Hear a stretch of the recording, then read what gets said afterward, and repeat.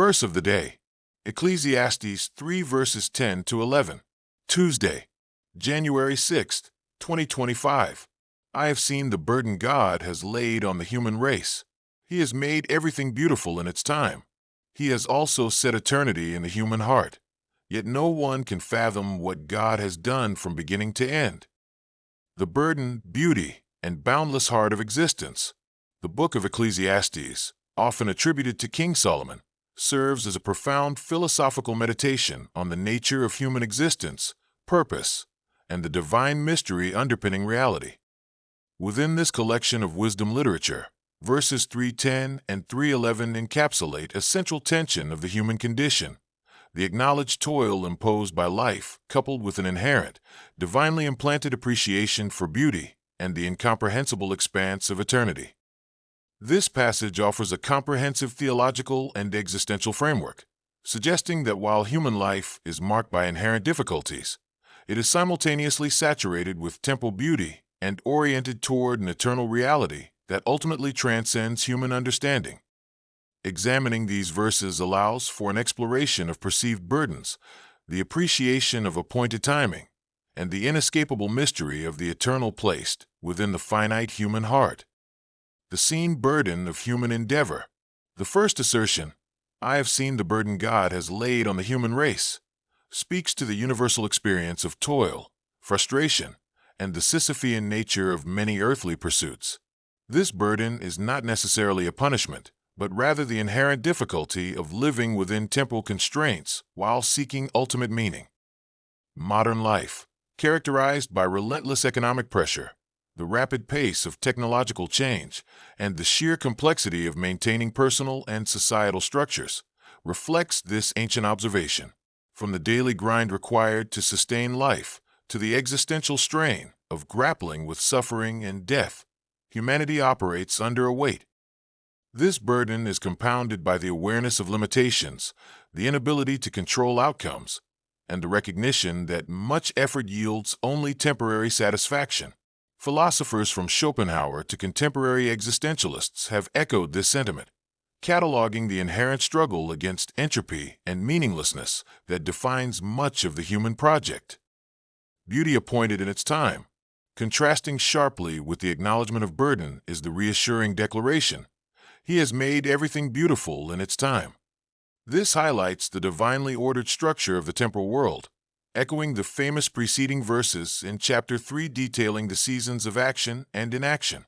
Beauty here is not accidental but intentional, woven into the very fabric of creation according to a perfect, appointed schedule.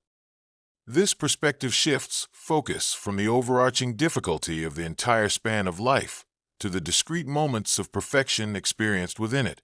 A successful harvest, the culmination of scientific discovery, or a moment of profound personal connection are all examples of this appointed beauty.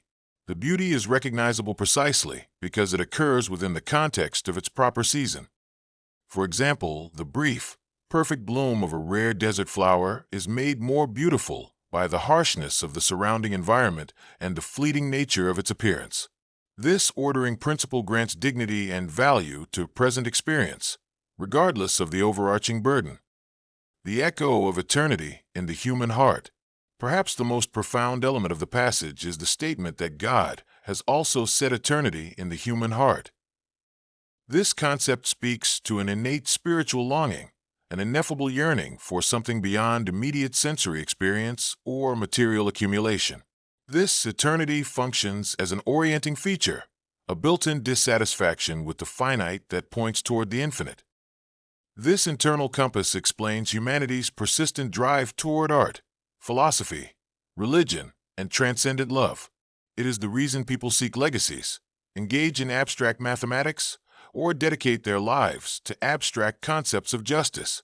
This inherent sense of the eternal differentiates human consciousness from mere biological existence.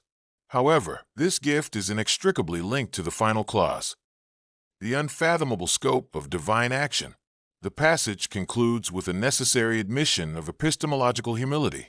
Yet no one can fathom what God has done from beginning to end. The beautiful, ordered world, and the eternal longing planted within us are part of a divine plan whose comprehensive scope remains beyond full human apprehension. This recognition tempers the desire to control or fully rationalize existence.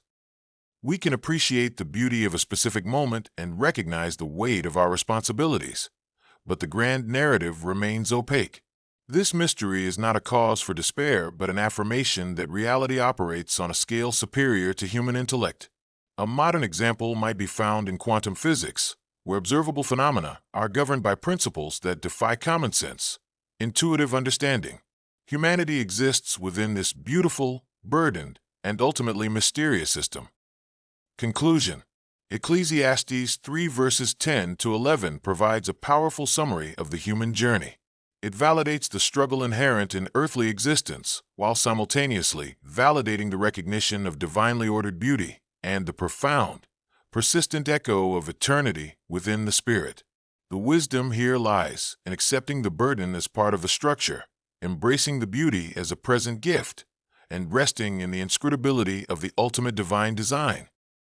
This balanced view allows for meaningful engagement with the world without succumbing to the pressures of demanding complete comprehension. The passage suggests that humans strive to understand a larger, eternal plan, but are ultimately limited in their ability to fully grasp the entirety of God's work.